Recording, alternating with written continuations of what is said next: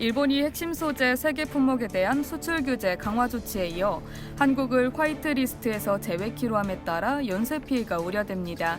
반도체 생산에 필수적인 실리콘 웨이퍼가 수출 제한 품목에 포함될 경우 삼성전자와 SK하이닉스의 반도체 생산이 즉각적인 타격을 입을 것으로 보입니다. 15일 산업통상자원부와 관련 업계에 따르면 일본은 지난 12일 한일 전략물자 수출통제 담당 실무자 간 양자협의에서 우리나라를 안보상 우호 국가인 백색 국가에서 배제하겠다는 입장을 재확인했는데요. 일본은 현재 이를 위한 법령 개정 절차에 착수했습니다.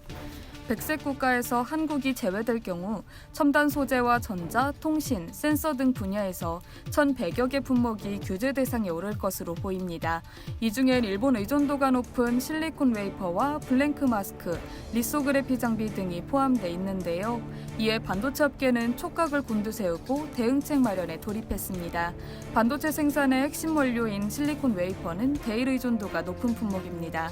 15일 한국무역협회에 따르면 지난달 말 기준 실리콘 웨이퍼의 수입 규모는 약 4억 7천만 달러였는데요. 일본산은 전체 수입의 39.7%에 이를 정도로 비중이 높습니다.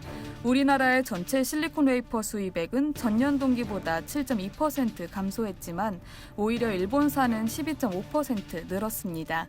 업계에서는 삼성전자와 SK하이닉스의 일본산 웨이퍼 의존도는 50% 이상으로 보고 있습니다. 지난해 국제반도체 장비재료협회에 따르면 실리콘 웨이퍼의 글로벌 시장 점유율은 일본의 시네츠화학과 섬코가 각각 27%, 26%로 1, 2위를 차지하고 있습니다. 독일 실트로닉스와 미국 선에디슨, 국내 SK실트론도 웨이퍼를 생산하고 있으나 생산량과 품질 면에서 일본 업체와 격차가 크다는 평가가 있습니다.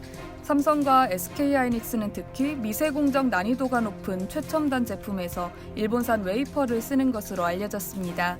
현재 웨이퍼 수급 상황이 타이트한 데다 공급사 변경 시 제품 테스트에 상당 기간이 걸리기 때문에 디램과 낸드 플래시, 시스템 반도체 전반의 생산 차질이 불가피한 실정입니다. 업계 관계자는 반도체가 산업의 쌀이라면 웨이퍼는 그 핵심이라고 말했는데요. SK하이닉스는 계열사인 SK실트론 웨이퍼를 비교적 많이 쓰지만 삼성전자는 상당 부분 일본산 웨이퍼를 쓰는 것으로 알려져 있다고 설명했습니다. 이어 일본이 웨이퍼까지 수출 규제에 들어가면 생산에 즉각적인 타격을 미칠 것이라고 지적했습니다.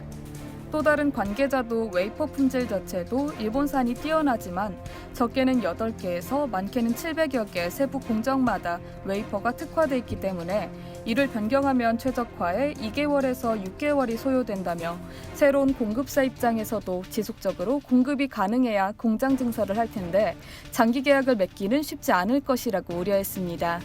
이에 대해 SK실트론 관계자는 삼성전자와 SK하이닉스는 일본 업체를 포함해 메이저 5개 업체에서 물량을 골고루 받는 것으로 알고 있다며 만일 일본의 규제로 삼성과 SK가 물량을 추가 주문해도 본사의 재고 관리상 생산을 바로 늘리기는 어렵다는 입장을 밝혔습니다.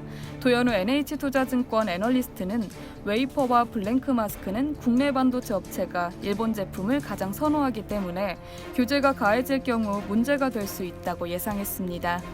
전자업계 관계자는 일본은 이미 3개 품목 규제를 통해 한국의 가장 아픈 부분을 건드렸다며 추가 규제 시 한국과 일본 산업에 미칠 영향을 종합적으로 고려해 1,100개 품목 중 일부만 포함시킬 가능성도 배제할 수 없다고 말했습니다.